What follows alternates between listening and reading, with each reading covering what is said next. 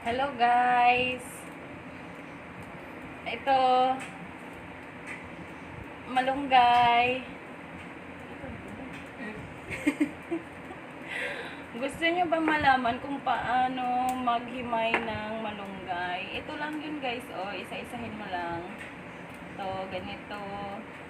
Para hindi ka Mantok. Tapos, pag naghimay ka ng malunggay, kung mabagal ka maghimay, magsimula ka sa umaga. Oo. Hanggang hapon. Oo. Kasi isa-isahin mo yung dahon, oh, Mm. para walang tinik. Mm.